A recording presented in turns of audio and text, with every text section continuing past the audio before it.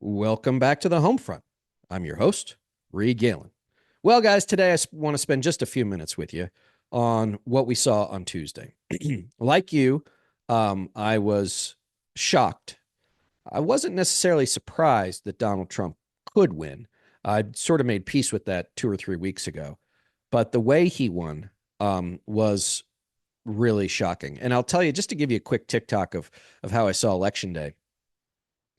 When the polls started closing, like in Florida, they called Florida immediately.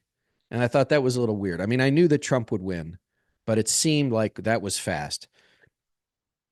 Then I moved up the coast to Virginia, and it was just like in 2016, guys. There were a lot of really weird parallels to 2016. Things were just taking too long. It wasn't that Harris wasn't going to win Virginia. It's just that the places where there should have been more votes, a lot more votes for Harris, there weren't. And it was taking a lot longer for her to get to a place where it was clear that she was going to win. And then, we looked to Pennsylvania and Wisconsin and Michigan. And guys, that's when I really started to worry, was when all of the early votes had been counted. And yes, they absolutely favored Kamala Harris or your favored Democratic candidate. But again, there just simply weren't enough of them.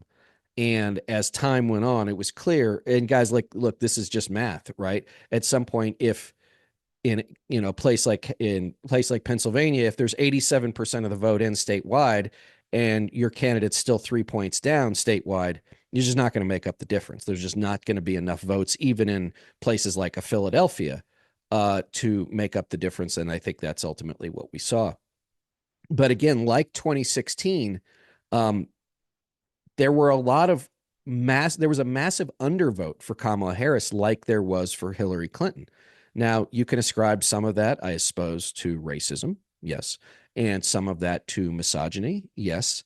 And that, I think, is an important part of the story, but I don't think it tells the whole story, because those two things alone, while I think they are odious and have an effect, don't account for simply all of what happened on Tuesday and the idea that Donald Trump won all 7 of the key swing states and will probably win the popular vote. Now, that, guys, is the one that really just shook me because it's been since 20 years, since I worked for George W. Bush in 2004, that a Republican president had garnered the popular vote win. And so I think that's the other part too, guys, is we have to understand that, for years, and look, I get it, after 20 years of sometimes winning the popular vote and sometimes losing the electoral college, that you can say it's not fair. it advantages small places like the Dakotas or Wyoming. I get it, right? You could say that about the United States Senate too. But it is the system we have. And I think that that's a really key part of what I hope the pro-democracy forces in this country can help impart to our friends in the Democratic Party. You can be upset about the system in which we operate. That gets you only so far. You now have to say, this is the game we're playing. How do we start to go back and take some territory? I was having, I guess, can you have a discussion on Twitter? I don't know. But back and forth with someone on Twitter, and they made a remark like, well, we can't do this, we can't do that. And I'm like, look, we're out of territory, guys. We're out of turf to give. We don't have any place else to go at this point. Like, we have to go start retaking some ground. And when I think about that, guys, it's not just the target electoral college states, right? Those matter in the context every 4 years. It's in every state. In every state, I think that for those of us who believe that the Republican Party is still the party of Donald Trump and fundamentally anti-democratic, like, guys, we got a lot of work to do in a lot of different places. I think I've said this before, but I think it definitely bears repeating. There's a woman named Jess Piper out of Missouri who says a lot of, in her state, but I think it refers to a lot of places, these places aren't necessarily Republican. They're just uncontested. And I think it's going to be incumbent upon a lot of us to figure out, okay, what went wrong? What do we do? Where do we go? And how do we prepare for a coming midterm election, which will also include state legislative and state rep races, will also include county races, school board races, while on a parallel track determining what it is we can and should do to affect negatively Donald Trump's agenda come January 20th, 2025. Um, I think it's hard to predict what they will do. They have told us what they want to do, guys, right? So I think we have a checklist. But remember, this is Donald Trump, and he likes to take checklists and throw them in the fireplace. We should also remember that the only people that MAGA hate more than you and me are each other.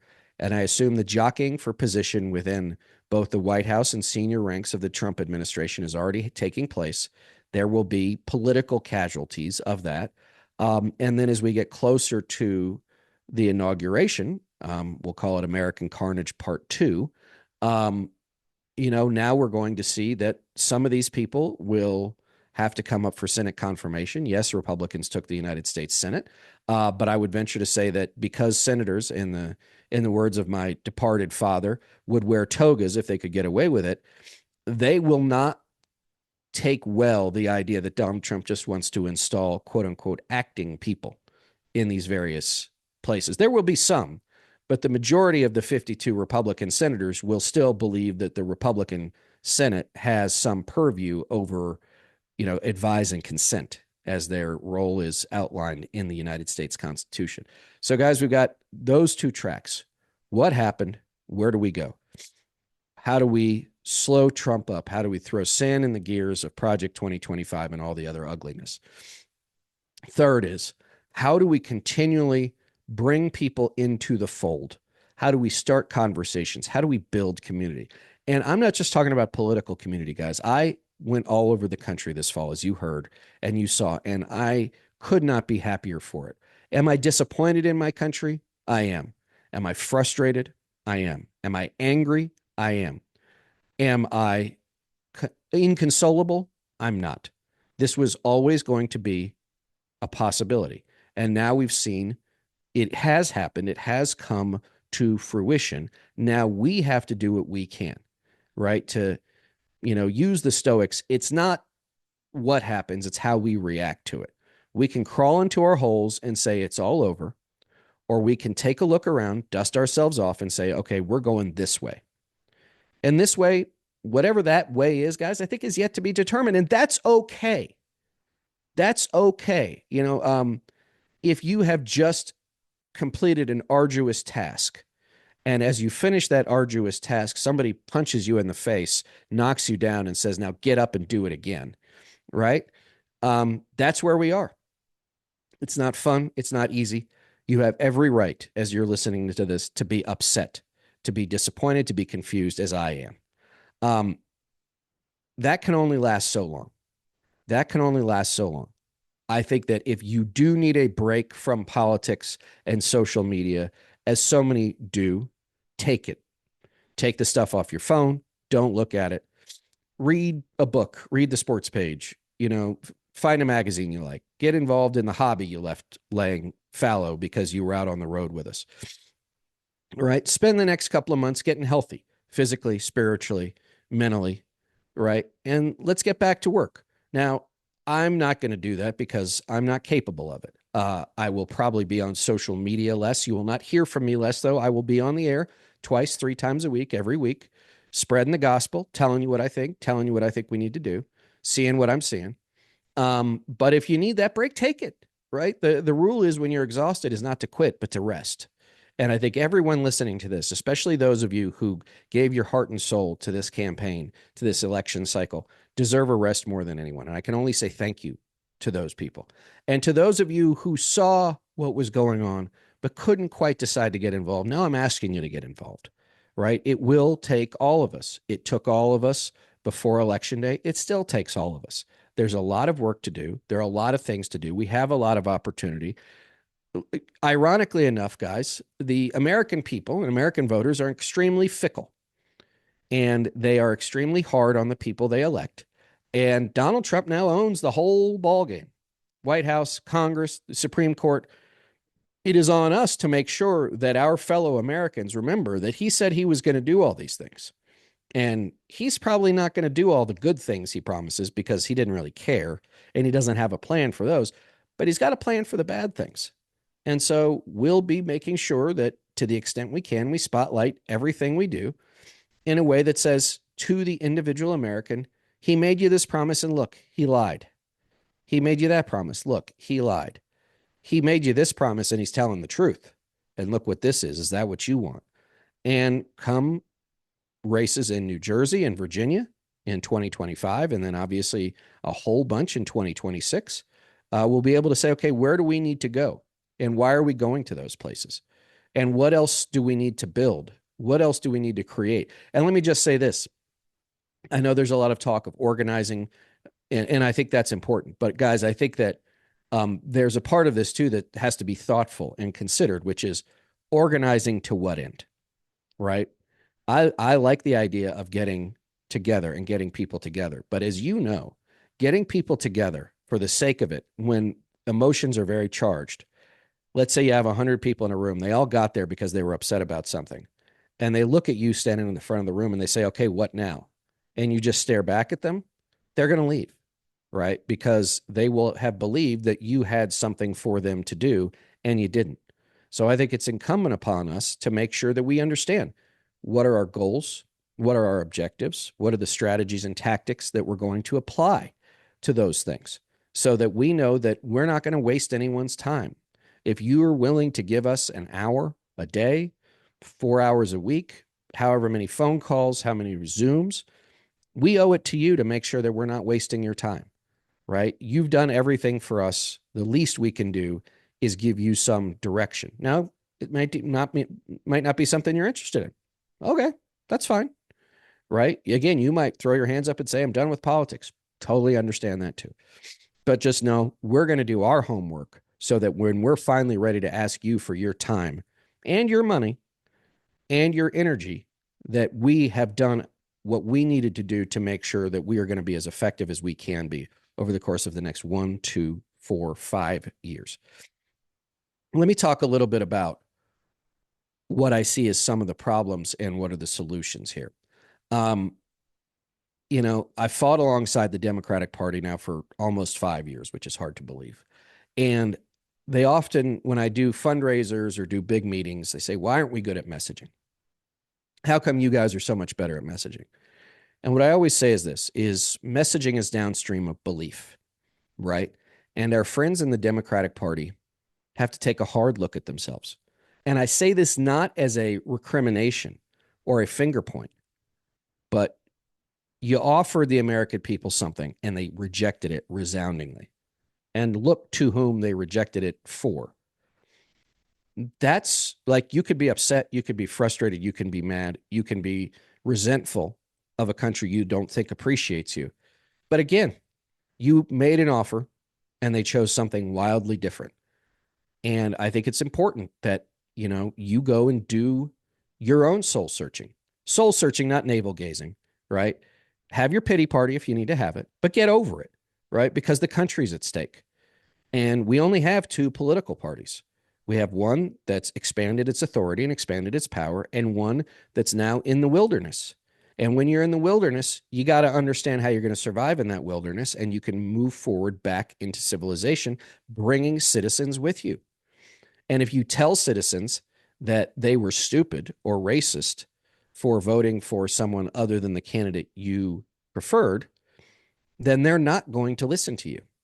And so I think it's also a lot of work getting out of the cities, getting out of even the suburbs, getting back into the country. Guys, Democrats lost ground in New Jersey and New York, right? They didn't lose a lot of seats, but the vote totals were not good in places that are traditional Democratic strongholds. Something has gone wrong. And I think it's important to understand that these things don't exist in a vacuum. Donald Trump didn't win because he didn't run against anybody. Donald Trump won because, again, in a binary choice, a lot of people chose what they saw to be the lesser of two bad options, or frankly, the better of two bad options.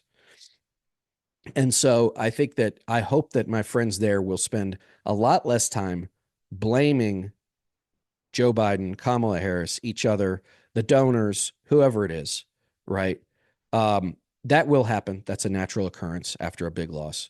But I hope you get your act together quickly and get back to work and understand that, for those of my friends and acquaintances in Washington, D.C. and New York, a reminder that this isn't about you, right?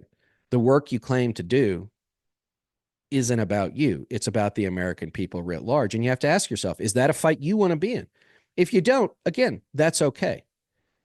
But that means step aside. So those of us that can do the work and want to do the work and are willing to do the work can get on with the business of rebuilding what I will call the pro-democracy movement, such that in 2025 in a couple of places, in 2026 and beyond, we have made a compelling case to the American people for why Trump and Trumpism and his brand of ugliness and fascistic centrality as a mode of government is not American and is not what's good for them. But right now, they don't believe us. And frankly, I can't blame them, right? I can blame them because they know what Donald Trump is and they voted for him anyway. But again, they had two options and they chose the one they thought was better for them. That's what voters do. And so, guys, I'll leave you with that. I want to say thank you, as always, for listening to me. I want you to go to sezus, SEZ.us, and sign up for the new social media platform for sane people. People are leaving Twitter in droves. Go to Says Us. Remember to put a +1 in front of your phone number. That will make things a lot easier. Also, guys, go to jointheunion.us. That's jointheunion.us. Sign up. We will be in touch, but I need you on that list so I can get in touch with you. As always, guys, you can find me on Substack, also at the home front. I hope you'll subscribe.